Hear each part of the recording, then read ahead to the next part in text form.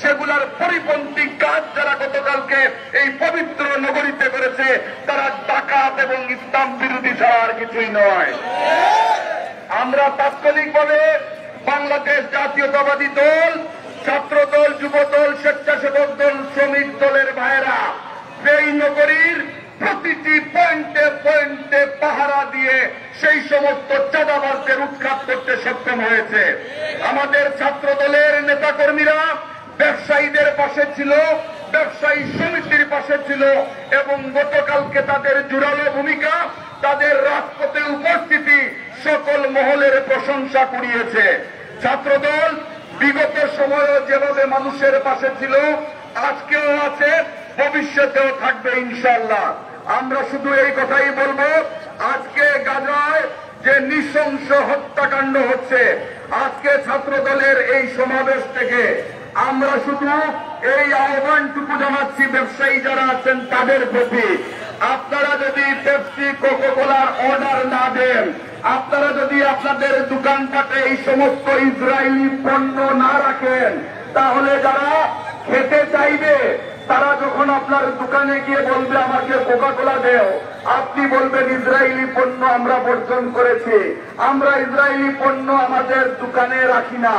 তখনই সম্ভব এই সমস্ত পণ্য বর্জন করার কার্যকর পন্থা হচ্ছে এটি। আমরা যতই বলি মুসলমান, কিন্তু মুমিন হিসাবে আমরা যদি ইসরায়েলি পণ্য বর্জন এবং ক্রয় না করি, তাহলে মনে রাখবেন মহান আল্লাহ রাব্বুল আলামিনের কাছে যিনি আরশে আযমের মালিক, তার কাছে কিন্তু মুসলমান এবং মুমিন হিসাবে আমাদেরকে জবাবদিহি করতে হবে। সুতরাং প্রত্যেক মুসলমানের দায়িত্ব, ইসরায়েলি পণ্য মুসলমানদের জন্য হারাম, এই প্রচারণা আমাদেরকে করতে হবে। আমি আর বক্তব্য দীর্ঘায়িত করছি না। এই প্রচন্ড রোদের মধ্যে ঘন্টার পর ঘন্টা দাঁড়িয়ে আজকে মুসলমানদের প্রতি সহমর্মিতা এবং গণহত্যার প্রতিবাদে আমাদের ছাত্র দলের বিভিন্ন পর্যায়ের নেতৃবৃন্দ আজকে প্রতিবাদ করছেন, বিক্ষোভ করছেন, মিছিল করছেন। মহান আল্লাহ রাব্বুল আলামিন যেন আমাদের এই কষ্টকে কবুল করেন।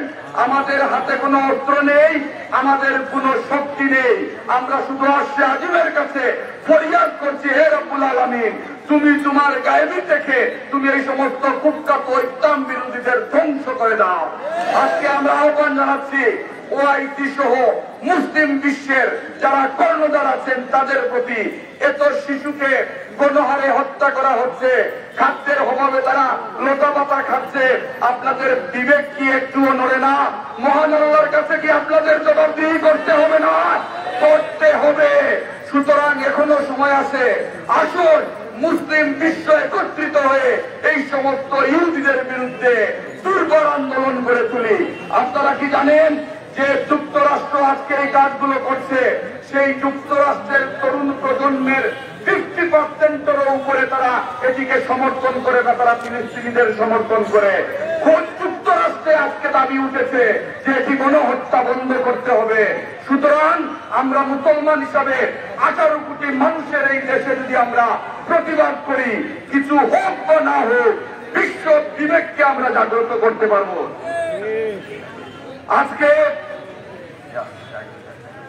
আজকে বলতে দ্বিধা নেই, গতকালকে আমরা লক্ষ্য করেছি, আরে ভাই যারা পাটার শোরুম দিচ্ছেন, পাটা কি ইসরায়েলি পণ্য?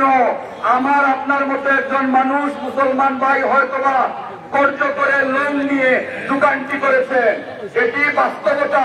যারা ঢিল ছুঁড়েছিলেন, আমরা তৌহিদি জনতা মনে করেছি মনের খুব থেকে একটা ঢিল ছুঁড়তেই পারে, কিন্তু যারা দোকানের ভিতরে প্রবেশ করে, হোটেলের ভিতরে প্রবেশ করে, বিভিন্ন প্রতিষ্ঠানের ভিতরে প্রবেশ করে জুতা চুরির যে দৃশ্য আমরা দেখেছি, ইসলাম এটাকে কখনো সমর্থন করে না। ইসলাম কারণ ক্যাশ বাক্স লুট করে টাকা ছিনিয়ে নেওয়া, সেটিকে সমর্থন করে না। ইসলাম সমর্থন করে না আপনি মুসলমান হয়ে আরেক মুসলমানের উপর আঘাত করতে পারেন না, যেভাবে এক মুসলমান হয়ে আরেক মুসলমানের সম্পর্কেও আপনি এভাবে আত্মসাৎ করতে পারেন না। আমাদের মূল বক্তব্য, আমরা ইসরায়েলি পণ্য বয়কট করব, আমরা প্রতিবাদ করব, আমরা ভয়েস রেইজ করব। আজকের এই ত্যাগ, আজকের এই কষ্ট বিশ্ব বিবেককে জাগ্রত করবে, এটি আমরা বিশ্বাস করি। আজকে আমাদের এই বয়স যারা শুনছেন, আমরা মনে করি এখানে ছাত্র দলের প্রতিটা নেতা কর্মী প্রত্যেকের অবস্থান থেকে এই ডিসিশন, এই গণহত্যার প্রতিবাদে কথা বলা উচিত। প্রত্যেকে ফেসবুক আইডি থেকে এটির প্রতিবাদ করা উচিত এবং যারা বিভিন্ন ভাষা জানেন প্রত্যেকের ভাষা ব্যবহার করে এই সমস্ত ঘটনার প্রতিবাদ করা হচ্ছে আমাদের ইমানি দায়িত্ব। সুতরাং আজকে বাংলাদেশ জাতীয়তাবাদী ছাত্র দলের যে সমস্ত ভাইয়েরা এই 40 ডিগ্রি টেম্পারেচারের মধ্যে ঘন্টার পর ঘন্টা বসে ইমানি দায়িত্ব পালন করছেন, এই ছাত্রদলই বিগত সময়গুলোতে দীর্ঘ 15 বৎসরের উপরে এদেশকে মুক্ত করার জন্য, বাংলাদেশের মানুষের স্বাধীনতা, গণতন্ত্র, ভোটাধিকার ফিরিয়ে আনার জন্য অকাতরে জীবন বিসর্জন দিয়েছে। এই ছাত্র দলের নেতা কর্মীরাই রক্ত দিয়েছে, বন্ধুত্ব বরণ করেছে। এই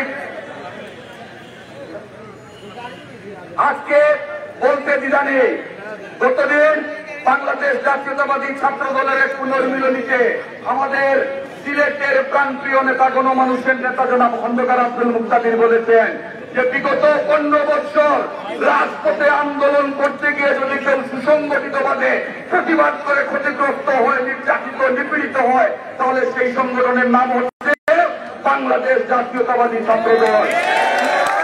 আজকে সময় এসেছে এই পবিত্র মাটিতে, এই বাংলাদেশে যারা পরিবেশ এবং পরিস্থিতি অস্থিতিশীল করার চেষ্টা করবে, যারা লুটতরাজ করবে, সম্পদ লুণ্ঠন করবে, ব্যাংক লুণ্ঠন করবে, এই ধরনের অপকর্মের সাথে যারা জড়িত থাকবে, আমি ছাত্র দলের একজন নগণ্য কর্মী ছিলাম, সেই ছাত্র দলের গৌরবের উত্তরাধিকার হিসাবে আমি বিশ্বাস করি এই সমস্ত অপকর্মের জবাব দেওয়ার জন্য বিগত 15 বছর যেভাবে ছাত্রদল ছিল, আগামী দিনগুলোতে ছাত্রদলই যথেষ্ট এই সমস্ত কুখ্যাত সন্ত্রাসীদের বিচারিত করার জন্য।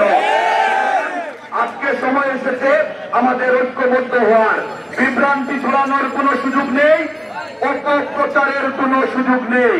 তারা গতকালকে সিলেট শহরে মুখ বেঁধে লুটতরাজ করেছেন, আইন শৃঙ্খলা বাহিনী যেমনি জানে, আমাদেরও কিন্তু এই তথ্যগুলো জানা নয়।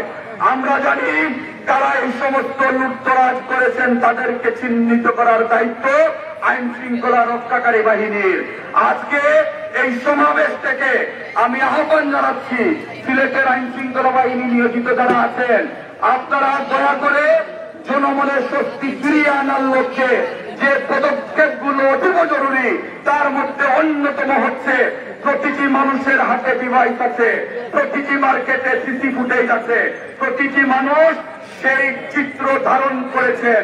আমরা বিশ্বাস করি যে পুলিশ বাহিনী আমাদেরকে দানের ক্ষেত থেকে খুঁজে বের করে গ্রেফতার করতে পারে, সেই পুলিশ বাহিনী এরকম ছিটকে 2-4টি চুর ধরার ক্ষেত্রে অপারগতা প্রকাশ করবে অথবা তৎকাল দেখাতে পারবে না, সেটি আমরা বিশ্বাস করি না।